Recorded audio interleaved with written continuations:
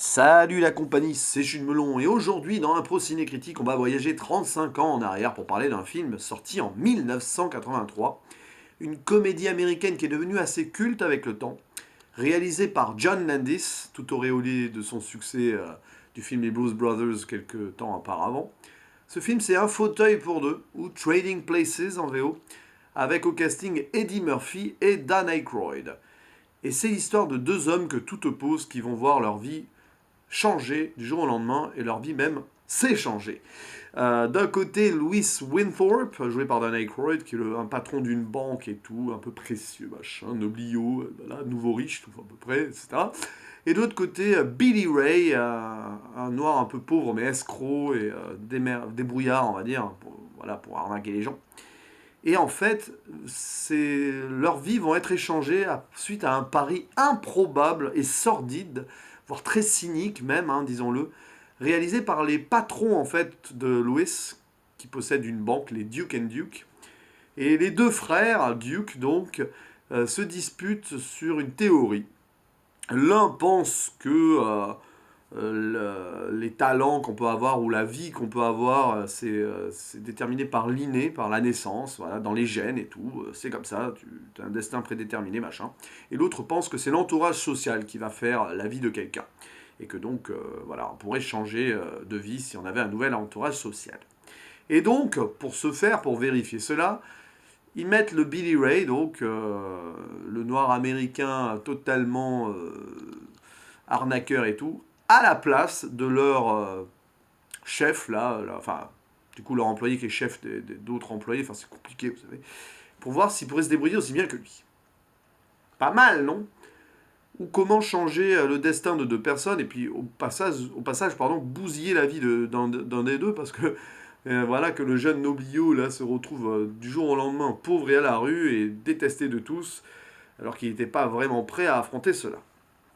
Alors, c'est un postulat de départ très intéressant, c'est un peu Vie ma vie avant l'heure, hein. Vous savez, cette émission de télé-réalité là qu'il y a eu, enfin je sais pas si il y en a, ça passe encore, mais il y a eu ça, enfin bref, il y a eu quelques petits trucs, là, genre le boulanger devient boucher et l'inverse, là c'est un peu pareil. Vous avez le chef de banque qui devient rien du tout, limite qui baigne dans le crime et dans la rue, alors que l'autre qui faisait ses arnaques machin et qui avait pas le sou devient directeur d'une banque.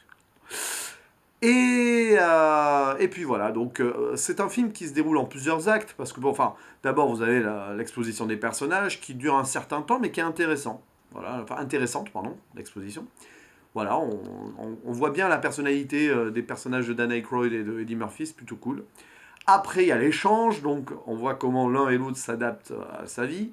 C'est sûr que c'est pas très très joyeux pour le pauvre Louis, enfin l'ancien riche du coup, qui se retrouve accusé de drogue, enfin de deal de drogue, machin, de vol et tout, qui est à deux doigts de péter un plomb, clairement. Alors que l'autre côté, Eddie Murphy s'amuse de cette nouvelle situation de nouveau riche et dilapide l'argent et il va d'extravagance en extravagance, tel qu'on connaît voilà, les personnages d'Eddie Murphy. Quoique là, quand même, Eddie Murphy en fait moins que dans les films qui suivront. C'est normal, à l'époque, Eddie Murphy n'était pas encore la superstar qu'on connaît, et donc il était un peu plus drivé. Après, on lui a laissé tellement les clés qu'il a fait tout à fond, à fond. Voilà, avec parfois plus ou moins de réussite, vous voyez ce que je veux dire. Là, ça va, franchement, c'est super cool. Je pense que voilà, c'est un film qui a bien révélé Eddie Murphy à l'époque, il me semble, hein, clairement. Il avait fait 48 heures avant avec Nick Nolte, ou Nick Nolte si vous préférez. Mais là, il me semble que c'est ce film qui vraiment l'a lancé dans un rôle comique pur au cinéma. Et s'en suivra quelques années après Un prince à New York, avec John Landis justement, aux manettes. Donc, ouais, Bon, alors ce film, voilà, ces deux actes-là, et le troisième acte quand même, et ouais, il y a un troisième acte, puisque je parlais des actes, c'est qu'une fois que les deux découvrent le poteau rose, bah, une vengeance se fomente. Et puis toute la fin du film, du coup, se concentre sur cette vengeance.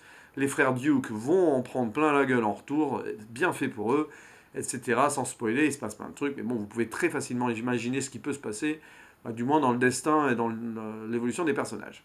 Rajoutez à cela un petit peu de piment, puisque vous avez une actrice, une certaine Jamie Lee Curtis, qui avait eu son succès dans les Halloween, enfin un et deux, et qui se retrouve ici propulsée peut-être pour la première fois dans un rôle comique où elle joue une prostituée qui va recueillir sous son toit le pauvre Louis devenu pauvre et qui va s'attacher à lui et qui va aider du coup ce monsieur à essayer de récupérer sa place et ensuite les deux protagonistes à faire leur vengeance. Voilà.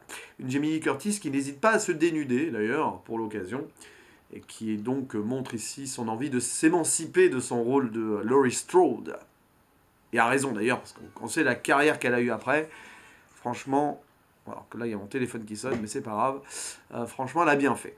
Du coup, qu'est-ce que j'ai pensé de ce film Ouais. En fait, c'est un peu le même problème que j'avais avec Un prince à New York, c'est que c'est bien fait, le scénario se tient, alors c'est très rocambolesque, ça part dans tous les sens, machin, tout ce que vous voulez, c'est clair. Il y a des gags marrants, d'autres un peu plus lourds et tout. Mais j'ai pas trop accroché parce que justement, il y a quelque chose qui fait que. En fait, j'ai l'impression que ça a un peu mal vieilli, voilà. J'aurais dû le voir avant ce film. Ça fait partie de ces films que j'aurais dû voir il y a 20 ans, 15-20 ans, peut-être plus même. Enfin, on va dire ça, 15-20 ans. Mais que je vois trop tard. Alors c'est certainement très bien, mais si t'es pas dans le mood pour voir un tel film comme ça, où ça part dans tous les sens, avec des blagues et tout, et un contexte un peu éculé, bah tu rentres pas forcément dedans. En fait, voilà, je l'ai regardé, il y a quelques passages qui m'ont plu, tout ça, mais globalement, je me suis pas totalement motivé à fond de A à Z, on va dire ça comme ça. Pourtant, l'histoire est intéressante. Il y a une belle critique de la société, une satire sociale derrière, sous couvert d'un humour un petit peu quand même donc cynique, hein, je l'ai dit, voire limite, parce que c'est violent, je trouve, ce postulat de départ, choisir entre l'inné et l'environnement, enfin ce qui est acquis ou ce qui est inné. C'est pas facile hein, comme thématique. Il y a un petit peu de racisme aussi là-dedans dans le film. Hein. On voit clairement que les deux frères Duke là sont pas très tendres avec les Noirs américains. Là, on sent encore une société américaine un peu, enfin, du moins une case de la société bourgeoise de l'époque qui est un petit peu raciste. Alors, est-ce que ça s'est voulu comme une sorte de critique, une dénonciation, je ne sais pas, mais voilà, l'Amérique de l'époque était encore un petit peu à la limite. Alors, sûrement un petit peu dénoncé là-dessus, parce que Eddie Murphy n'aurait jamais accepté de jouer dans un film comme ça. Et puis John Landis, c'est clairement pas un gars qui est connu pour être extrémiste, loin de là. Donc bon. Donc ouais, et quand on voit ça aujourd'hui, on se dit que ça a évolué, certainement que ça a évolué, encore heureux, mais bon, voilà. Avec beaucoup de clichés du coup, autour du personnage Eddie Murphy. Quelques petites. Ouais, il y a. Ouais, enfin bon, le personnage d'Eddie Murphy a l'air un peu homophobe aussi, par moment. Bon, c'est sûr qu'à l'époque, c'était un trait comique comme un autre. C'est qu'aujourd'hui, voilà, un trait de caractère qui ne serait pas écrit pareil sur ce personnage-là. Bon, des petits trucs comme ça qui montrent qu'on est dans les années 80, hein, que c'est pas la même époque, et que du coup, bah aujourd'hui, bon, on regarde ça d'un œil un petit peu différent, mais voilà, c'est plus tout à fait. Voilà, c'est plus tout à fait. Voilà, c'est un peu vieillot, on va dire ça comme ça. Mais sinon, voilà, tout ce qui tourne autour de l'argent, du contexte de la banque, de la vengeance, c'est bien traité, c'est pas ce qui me passionne le plus. La fin est très intéressante, voilà, avec cette scène à... Alors il y a plusieurs scènes drôles, hein. Il y a scène dans un train où ils sont tous grimés en personnages improbables, de nationalités différentes, pour faire tomber en fait, non pas les deux frères, hein, Duke, mais celui qu'ils ont engagé pour faire le voilà, pour que l'échange se fasse. C'est lui qui trinque en fait au début, puis après, la deuxième phase de la vengeance, où c'est les deux frères Duke qui trinquent dans une scène assez mémorable, un peu bordélique quand même, à l'image du film, à la bourse. Voilà. Mais c'est plutôt sympa. Les acteurs sont bons, voilà. J'ai retrouvé avec plaisir quelques acteurs que je n'avais pas vus depuis longtemps, enfin, que j'avais pas vus dans beaucoup de films. Par exemple, Don Ameche, qui joue l'un des deux frères Duke, qui m'avait pas mal épaté dans le film Cocoon, un film vraiment très bon dont il faudra que je parle un jour, de Ron Howard, si je ne dis pas de bêtises. Je pense pas dire de bêtises, mais bon, là, j'ai pas vérifié, j'y pense comme ça, mais il me semble que c'est bien ça. Donc Don Ameche, mais il y a aussi, alors ça c'était plutôt inattendu, Denholm Elliott, qui jouait Brody dans Indiana Jones, voilà. Pense pas l'avoir revu dans beaucoup d'autres films que les Indiana Jones, donc voilà. Et puis dans quelques apparitions aussi de James Belushi ou de Frank Oz, notamment, dans des seconds rôles. Et puis, des petites anecdotes que j'ai découvert un petit peu en regardant après sur Wikipédia. Des fois, pendant le film, je regarde un petit peu sur Wikipédia ce qui se dit. Et ce qui est marrant, c'est que dans Un prince à New York, sorti quelques années après, les frères Randolph et Mortimer Duke, là, donc ceux qui ont fait le pari, les riches et tout, apparaissent en clochard démunis et tout. Alors, c'est les mêmes personnages, mais dans une autre histoire. Voilà, c'est un petit clin d'œil que John Landis s'est fait lui-même. Voilà, pourquoi pas. Mais j'ai vu ça après, je me suis dit, mince, j'ai pas regardé ça dans le bon sens finalement, parce que voilà, j'aurais dû voir un fauteuil pour deux avant Un prince à New York, dont je parle sur une autre vidéo postée il y a quelques semaines. Voilà. Mais sinon, un film sympa à regarder comme ça, si on ne sait pas trop quoi regarder, à voir au moins une fois dans sa vie sur Netflix en ce moment. Donc allez-y si vous voulez. Si vous aimez Eddie Murphy et que vous n'avez pas vu ce film, foncez parce que c'est fait pour vous, même si ne vous attendez pas à un one-man show d'Eddie Murphy, contrairement à pas mal de ses films qui suivront.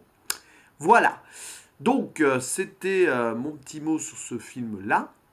Et je vous dis à la prochaine pour de nouvelles aventures. Ciao ciao.